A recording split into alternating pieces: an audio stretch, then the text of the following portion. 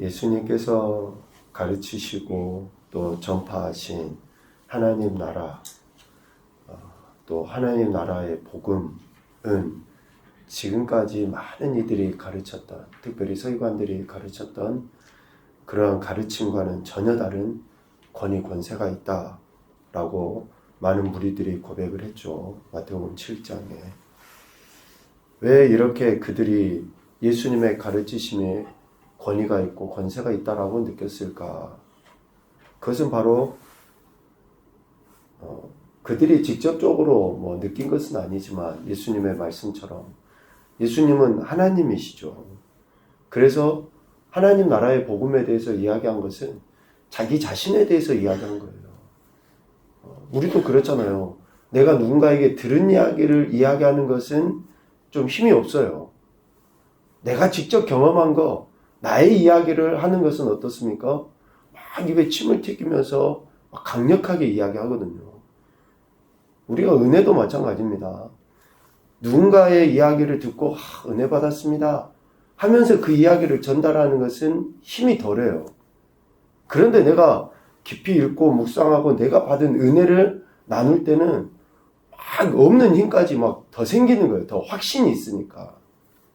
그러니까 여러분들이 하나님 말씀을 여러분 안에 계신 성령님을 의지해서 읽고 묵상을 해보십시오. 그러면서 여러분들이 고백되어지는 그 신앙이 얼마나 강력한 힘이 있고 더 큰 역사가 일어나는지. 예수님께서는 하나님 나라의 복음을 전하셨는데 하나님 나라의 복음은 자기의 나라거든요. 그러니까 예수님 자신의 것이에요. 그것을 이야기하니 얼마나 강력했겠습니까? 그리고 동시에 각색 병든 자를 고치시고 모든 약한 것들을 고치셔버려요. 그러니까 하나님 나라의 실제를 저들에게 눈으로 직접 보여줘 버린 거예요. 그러니까 사람들이 놀라죠. 그런데 그 놀램이 그것을 좋게 받아들이는 이들이 있는가 하면 저 귀신 들려서 저래 라고 폄훼하는 이들도 있었고, 또 오늘 본문에도 보면 그 앞에 헤롯이 예수님을 만나고 싶어 하잖아요. 자기가 죽여버린 세례 요한이 살아났다 라고 하면서 예수님 만나고 싶어요. 왜 그렇습니까? 예수님의 가르치시는 것이 여태 다른 사람들이 가르쳤던 것과는 다르거든요. 그렇게 예수님이 실제적으로 하나님 나라를 보이셨음에도 불구하고 그것을 듣고 받아들이는 사람들의 마음 상태에 따라 열매와 결과가 다르다라는 것을 마태복음 13장에 이야기하십니다. 쭉 하나님 나라에 대해서 가르치시고 그것을 받아들이는 이들의 마음의 상태를 마태복음 13장, 소위 우리가 천국장이라고 이야기하는 그 13장에 대해서 13장에서 이야기를 하신 거예요. 마음의 상태에 따라, 사람들의 마음의 상태에 따라 확연하게 다르다. 그래서 오히려 배척하고 믿지 않는 사람들이 있으니까 그로 말미암아 13장 57절 58절에 보면 많은 능력을 행하지 아니하셨다라고 이야기해요. 더 많이 하나님 나라에 대해서 가르치시고 선포하실 수 있음에도 불구하고 대부분의 많은 이들이 받아들이질 않아요. 다 길가와 같고 돌짝밭 같고 가시떨기 같은 마음밭에 있으니까 예수님께서 말씀을 하지 않는 거예요. 능력을 행하지 않는 거예요. 여러분, 우리 개인에게 적용을 해보면 왜 하나님이 내 기도는 응답 안 하시지? 왜 하나님이 내게 말씀 안 하시지? 왜 이렇게 나를 힘들게 그냥 내버려 두시지? 여러분, 미안하지만 엄밀하게 이야기하면 하나님은 계속 말씀하고 계시는데 내가 듣지 않는 거예요. 내가 들은 말씀대로 살지 않는 거예요. 내가 움직여지지 않는데 하나님께서 계속 말씀하시지 않는다라고 이야기해요. 아닙니다. 하나님은 정말 이 미천하고 부족한 종을 통해서도 여러분들이 어쩌면 꼭 들어야 될 말씀을 전하고 있는 거예요. 제게도 마찬가지지만. 길 가는데 누군가가 찬양 소리 한마디 탁 했는데 그것이 마음에 꽂혀가지고 인생이 변화된 사람들도 있잖아요. 그러니까 내가 안 들어서 문제인 것이지 하나님이 말씀 안 하셔서 그렇지 않은 거예요. 그러니 예수님께서는 더 이상 능력을 행하지 아니하시죠. 그래서 사람들을 피해서 오늘 본문에 보니까 빈들로 가십니다. 특별히 헤롯이 자신을 찾는다라는 소리를 들으시고 예수님께서는 빈들로 가신 거죠. 오늘 13절에 보면. 여기 13절에 예수께서 들으시고 배를 타고 떠나사라고 할 때에는 세례 요한이 죽은 그 사실을 들은 게 아니에요. 이미 그 전에 세례 요한이 죽었죠. 그런데 오늘 14장 1절부터 12절까지는 헤롯이 상상한 거예요. 자기가 죽인 세례 요한이 살아난 것으로 여기고 지금 회고한 내용인 거죠. 예수님께서 들으시고는 예수님을 찾는 헤롯의 이야기를 들으신 거죠. 왜 그렇습니까? 세례 요한을 죽일 만큼 다분히 인간적이고 육적이고 잔인하잖아요, 헤롯이. 그러한 헤롯이 자신에 대해서 주목하기 시작했다라는 그 말을 들으시고 예수님은 헤롯을 잠깐 피해 빈들로 가신 것입니다. 예수님은 헤롯이 보인 이러한 태도, 즉 어떤 태도입니까? 미신적인 태도죠. 미신적인 그런 두려움이에요. 아니, 죽은 사람이 환생을 했는데 예수로 환생을 했다. 있을 수가 없는 얘기잖아요. 그런데 그 세례 요한이 어떤 사람인 줄 알고 또 예수님께서 지금까지 보이신 기적과 이적과 능력들을 듣고 함으로 인해서 그러한 공포, 두려움이 생긴 거예요. 그런 미신적인 두려움이. 그래서 예수님을 만나려 했던 것이고 예수님은 그러한 미신적 두려움에 휩싸여져 있는 헤롯을 피해서 빈들로 가신 것입니다. 그런데 많은 무리들은 어떻습니까? 14절 이하에 예수께서 나오사 큰 무리를 보시고 불쌍히 여기사라고 이야기하죠.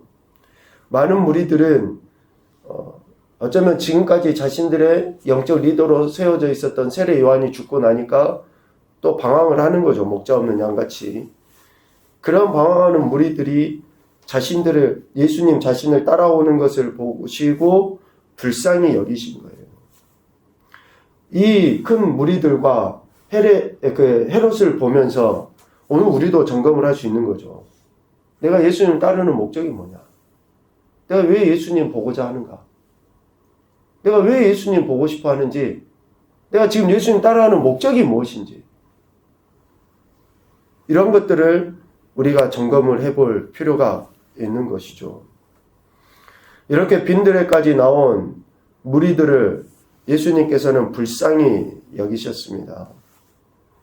자신을 따르는 무리들, 또 특별히 그것이 빈들이라고 했잖아요. 먹을 것도 없어요. 쉴 안식처도 없어요. 그런데 예수님을 따라간 그 무리들. 그 중에 병든 자도 또 예수님이 고쳐주십니다. 보니까 14절 말미에 그 중에 있는 병자를 고쳐주시니라. 또 저물어서 먹을 것이 없으니까 예수님께서는 그들에게 먹을 것도 제공해 주셔요. 그런데 이렇게 예수님의 은혜를 경험하기 위해서 두 가지 태도를 우리가 발견할 수 있어요. 두 가지 태도. 첫 번째 태도는 예수님께 나아가야지 됩니다. 나아가야 돼요. 14절에 예수께서 나오사 큰 무리를 보시고 불쌍히 여기사. 또 13절에도 무리들이 예수님께 나아간 거잖아요. 나아간 거. 예수께 나아갈 때 예수님께서 그들 앞에 나오시는 거예요. 13, 14절 말씀 보면. 그러니까 우리가 예수님의 은혜를 경험하고 불쌍히 여김을 받기 위해서는 어떻게 해야 됩니까? 나가는 거예요. 예수님께. 시간을 드리고 내 마음을 드리고 무릎을 꿇고 그렇게 나가야죠. 안 나가면서 어떤 기적이 일어나기를 바란다? 아니죠. 그리고 17절, 18절에는 이렇게 얘기합니다. 두 번째 태도인데요. 가진 것을 예수님께 드릴 때 불쌍히 여김을 받게 돼요. 예수님께 나아갈 때 불쌍히 여김을 받게 되고 우리가 가진 것을 예수님께 드릴 때 불쌍히 여김을 받게 돼요. 그 가진 것이 뭐 얼마나 큽니까? 아니에요. 한 어린 소년이 먹을 수 있는 한 끼에 불과한 작은 거잖아요. 보리떡 5개, 물고기 2마리. 너무 작고 미천한 것이지만 내가 주님께 드릴 때 그렇게 불쌍히 여김을 잊게 되는 거죠. 우리는 큰 것을 드려야지 주님이 기뻐하신다? 아닙니다.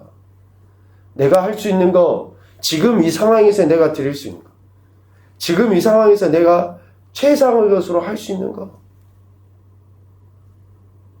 그 한편 하나님이 아시는데 우리 하나님이 어떤 분이십니까? 과한 것을 요구하시지 않아요. 그렇게 드릴 때 불쌍히 여김을 받게 됩니다. 여기서 불쌍히 여기다 라는 그 말은 우리 인간에 대한 긍휼하심이에요. 긍휼하심. 즉 하나님이신 예수님이 가지신 가장 기본적인 속성이에요. 가장 기본적인 속성. 여러분 성경을 읽어보시면서 불쌍히 여기다, 긍휼히 여기다 이런 단어 하나님께 붙여진 단어예요. 하나님께 붙여진 단어. 하나님이 말씀하실 때, 하나님이 우리 인간에 대해 말씀하실 때만 쓰는 단어예요. 우리가 다른 사람들을 긍휼히 여기다. 마태복음 5장에 하나님 나라 복을 받는 이들에 대해서 한 번 이야기하신 것 같아요. 실질적으로 우리는 긍휼히 여길 수가 없어요. 인간들은. 하나님만이 우리를 긍휼히 여기시는 거죠. 그러니까 우리가 그러한 긍휼히 여김을 받는 것은 하나님의 전적인 속성, 예수님의 속성 때문에 그렇습니다. 이런 간절함, 애틋함이 병든 자를 고쳐주시고 굶주린 자를 먹여주시는 것으로 나타나는 겁니다. 그래서 예수님의 불쌍히 여김을 받기 위해서는 우리가 예수님께 나아가야 됩니다. 우리가 가진 것을 예수님께 드려야 돼요. 그래야지만이 우리가 불쌍히 여김을 받게 되어 있습니다. 하나님 나라의 삶의 방식대로 살아가기 위해서, 그리고 예수님의 불쌍히 여김을 받기 위해서, 또 하나님 나라 백성이라는 우리에게 주어진 이 정체성을 세상 한가운데서 드러내기 위해서는 이 두 가지 태도가 필요합니다. 예수님께 나가야 되고 예수님께 드려야지 됩니다. 그래야 할 때에 우리가 정체성에 합당한 삶을 살고 하나님의 영광을 드러내는, 특별히 하나님의 예수님의 불쌍히 여김을 받는 인생이 되는 것이죠. 이 오병이어의 기적을 진짜 단순히 기적으로만 여기셔서는 안 됩니다. 예수님께서 보이신 것은 우리에게는 모두 다 기적이에요. 우리에게는 모두 다 기적. 오병이어만 기적이 아니고 예수님이 행하신 모든 것은 우리에게는 전부 다 기적이에요. 우리는 상상도 할 수 없고 할 수도 없는 일들을 예수님은 하신 거예요. 그런데 신앙생활을 하면서 다른 것은 다 내버려두고 오병이어 기적만 내게 일어나기를 구하는 정말 옅은 그런 믿음이나 신앙생활이 아니었으면 좋겠습니다. 그래서 이러한 놀라운 모든 기적들을 우리가 경험할 수 있는 키를 오늘 두 단어로 이야기했잖아요. 나감과 드림이에요. 모든 기적을 다 경험할 수 있는 핵심의 키는 나감과 드림입니다. 예수님께 나가셔야 되고요. 예수님께 드리시면 우리가 이런 놀라운 기적들을 경험하게 되는 것입니다. 첫째 교훈, 왜 예수님을 만나고 싶어 하는지, 왜 기도하는지, 또 왜 말씀을 읽고 묵상하고 있는지 점검하자. 왜 우리가 지금 이렇게 새벽에 나와서 기도하고 있고 남들 다 자고 편하게 어쩌면 따뜻한 아랫목에서 잘 수 있는데 왜 지금 이 시간에 우리가 나와 있냐고요. 왜? 본질적으로 하나님 나라와 의를 구하라 그랬는데 정말 내가 그것 때문에 이 시간에 나와 있는지, 아니면 우리 육신의 지역적인 것 때문에, 그런 것들 때문에 지금 나와 있는지, 왜 예수님을 만나고 싶어 하는지, 기도하는지, 우리 신앙생활 하는지 원초적인 것을 점검했으면 좋겠고요. 두 번째, 불쌍히 여김을 잊기 위해서 예수님께 나가고 예수님께 드려야 한다. 세 번째, 우리의 헌신이 많은 이들을 회복시키고 살리는 열매로 나타나길 간구하자. 우리가 드린 이 작은 것이, 우리의 작은 이 모습이 우리의 가족을 살리고 또 다른 많은 인생들을 살리는 열매로, 회복시키는 열매로 나타날 수 있도록 하나님 앞에 은혜를 구합시다. 그것이 하나님께서 우리에게 기대하시는 바이고 우리를 부르신 목적이 아닌가 싶습니다.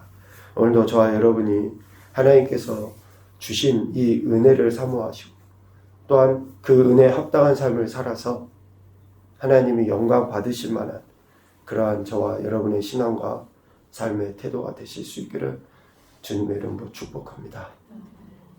아멘.